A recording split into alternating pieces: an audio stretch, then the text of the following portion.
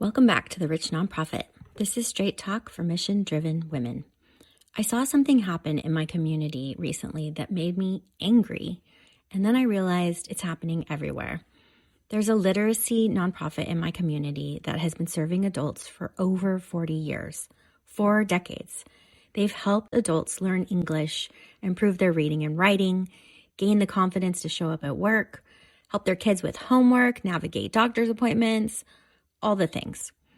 They have over 100 learners every single year and more than 80 trained volunteer tutors. Actually, I was one of them. And so after 40 years of helping adults, they may have to shut down because of funding cuts. Not because the need went away, but because the work stopped mattering to certain people in the government.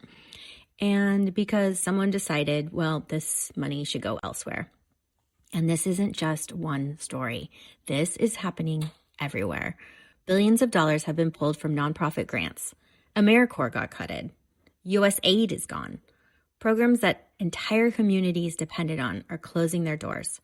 Food banks, after-school programs, mental health services, workforce development, gone or hanging by a thread. And we're all looking around asking, well, who's going to fill that gap? Well, nobody's coming to fill the gap. Not Washington right now, not a task force or a committee. Nobody is writing in to fix this. And the gap that gets filled by people who decide to fill it. People with resources, with vision, and the ability and willingness to put their name, time, and energy toward it. People like you. Now, I think it's critical to mention the word help thrown around. It's thrown around a lot in this space, and it makes me a little uncomfortable because starting a nonprofit isn't about saving people. It's not about swooping in with your resources and your ideas and rescuing communities that you think maybe can't figure it out for themselves. That's not it at all. When I say help, it's because a well-built nonprofit provides resources. It provides relief. It creates a way through so that people can move forward on their own. It's about autonomy, not dependence.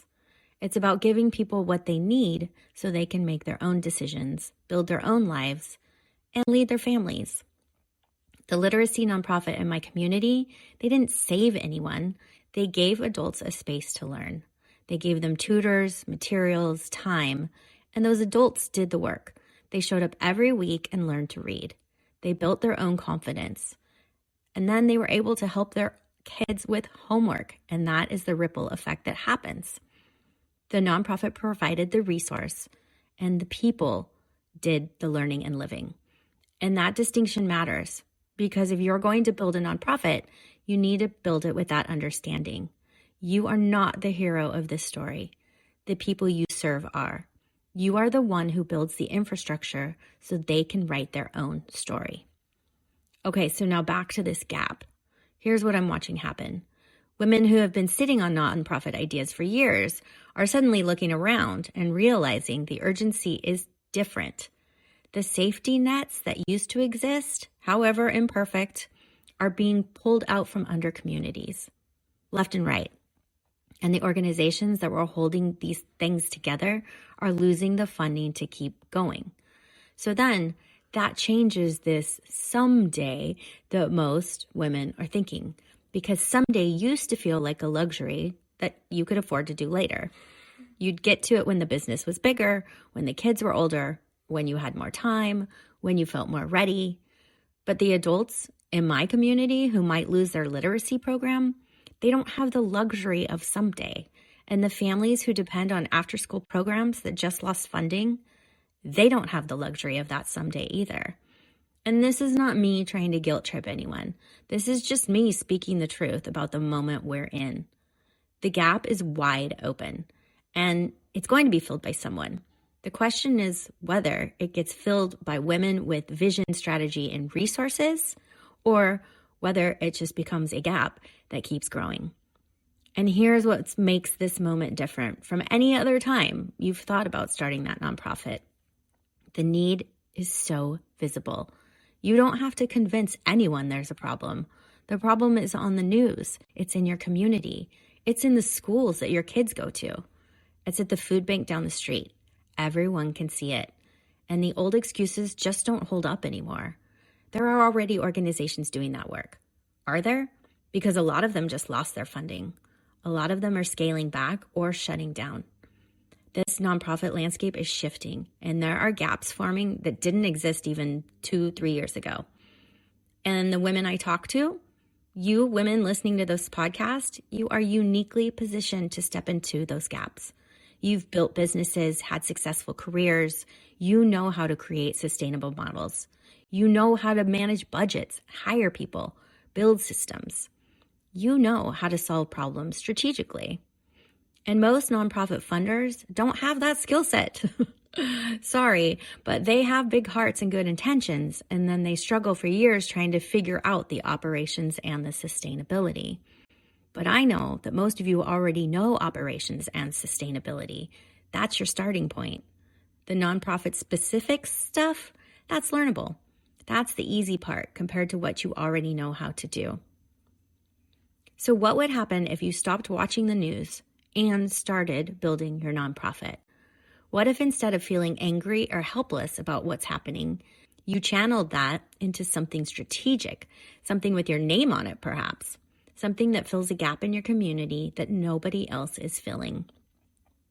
And I'm not talking about writing a bigger check. I'm not talking about making a bigger donation to an existing organization or joining another board.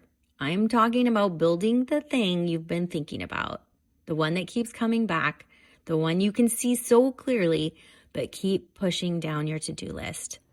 Because this moment that we're in right now, this is when movements get born. This is when the women who are going to change the next decade step forward. Every generation has a group of women who look at what's broken and decide they are going to be the ones who fix it. Not because anyone asked them to, because they really couldn't live with themselves if they didn't. And those who are listening to this podcast right now, I know you are here. I know you are here to be a change maker, or you still wouldn't be here at episode 52 if this wasn't stirring something inside of you. So let me tell you what I see happening on the other side of this gap.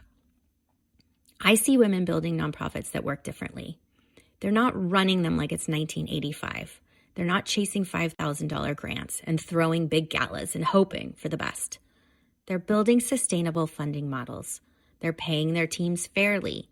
They're investing in infrastructure because they know from business that you can't scale without systems. And they are running nonprofits like businesses with strategy, with structure, and a plan. And they're creating impact that the old model never could because they're not operating from scarcity. They are not running around apologizing for wanting their organization to be well-funded. They are going in with visibility and purpose. And they are building these rich nonprofits, rich in resources, rich in structure, rich in their ability to serve the people who need them most. That is what's possible right now in this gap, in this moment. But it requires to stop watching and to get out there and start building. Now, if you're thinking, great, but I'm just one person, what can I do about billions of dollars in funding cuts? I'm not saying you're here to solve the whole problem. Nobody is. But you can solve one piece of it. One community, one program, one group of people who need what you're building. The literacy nonprofit in my community, they started with one program, one group of adult learners. Now, after 40 years, they've grown into 6 learning centers and thousands of lives changed. It starts with one. You don't need to fill the entire gap. You just need to fill your piece of it, the piece that keeps you up at night, the piece connected to your purpose, your experience, your expertise. That's enough. That's everything to the people you serve. So here's what I'd like you to do this week. Take a look at your community, not the national news, forget it. Your community. What's happening in your town, your neighborhood, your city? Which programs have just lost funding? Which services are disappearing? And what gap is forming that you can see clearly because you've actually been thinking about this for a while? And then write it down, not a business plan, not a mission statement, just the gap, the need, the people who are going to fall through the cracks if someone doesn't help. And then ask yourself, are you that someone? And if you're still here, I think you already know the answer. And if you want to be around women who feel this same urgency, who are finished sitting on their missions while communities lose the resources they depend on, come on over and join us in Nonprofit Ready. It's a free Telegram community, and it's a room full of women who are building and advocating and not just sitting back. The link is in the show notes. So remember, this gap is wide open, and nobody is coming to fill it except maybe you. And that's what we want. And I'll see you next time on The Rich Nonprofit.